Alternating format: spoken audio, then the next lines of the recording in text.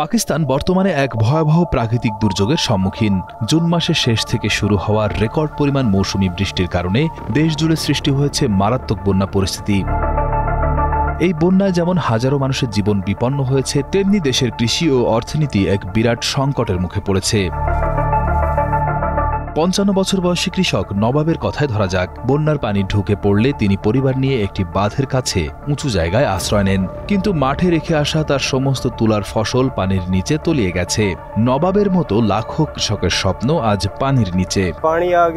প্রবল বৃষ্টিপাতের সাথে সাথে বন্যার পানি এসেছিল, আমাদের ঘরবাড়ি ধ্বংস হয়ে গিয়েছিল। আমরা আমাদের পরিবারগুলিকে বাঁচাতে বাঁধের কাছে নিয়ে গিয়েছিলাম। আমাদের ফসল ডুবে গেছে এবং ধ্বংস হয়ে গেছে, আমাদের কাছে আর কিছুই অবশিষ্ট নেই। ৫৮ বছর বয়সী আর এক কৃষক রব নওয়াজ জানান, তার ৪০০ একর জমির তুলার মধ্যে মাত্র ৯০ একর অবশিষ্ট আছে। কৃষকেরা বলছেন তাদের প্রায় ১ বছরের পরিশ্রম এই বন্যায় ভেসে গেছে।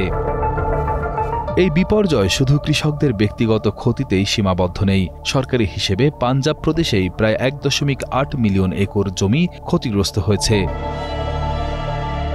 তবে কৃষক সংগঠনগুলোর দাবি ক্ষতির পরিমাণ ২.৫ মিলিয়ন একরেরও বেশি, যার আর্থিক মূল্য প্রায় ১ ট্রিলিয়ন পাকিস্তানি রুপি বা প্রায় $৩.৫৩ বিলিয়ন। এই বন্যায় এখন পর্যন্ত ৯৫০ জনেরও বেশি মানুষ মারা গিয়েছে। পাঞ্জাবে ৪২ লক্ষ মানুষ ক্ষতিগ্রস্ত হয়েছে এবং ২২ লক্ষ মানুষকে নিরাপদ স্থানে সরিয়ে নেওয়া হয়েছে। এছাড়া হাজার হাজার ঘরবাড়ি, সেতু, রাস্তা এবং প্রায় ৬৫০০ গবাদি পশু বন্যার পানিতে ভেসে গেছে।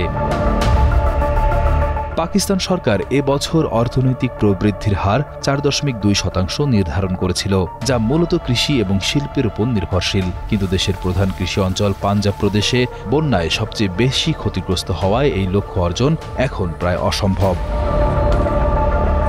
বন্যার কারণে নিত্য প্রয়োজনীয় জিনিসের দাম আকাশ ছোঁয়া।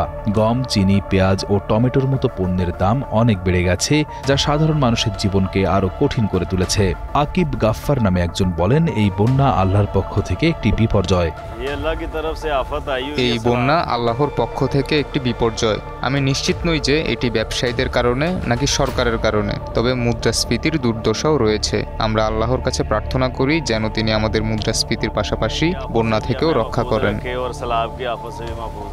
পাকিস্তান সরকার এবং আন্তর্জাতিক সংস্থাগুলো পরিস্থিতি মোকাবেলার চেষ্টা করছে, তবে এই বিশাল ক্ষতি পুষিয়ে উঠতে অনেক সময় লাগবে। এবারের বন্যা চোখে আঙুল দিয়ে দেখিয়ে দিয়েছে জলবায়ু পরিবর্তনের প্রভাব কতটা মারাত্মক হতে পারে এবং এর জন্য আগাম প্রস্তুতি কতটা জরুরি।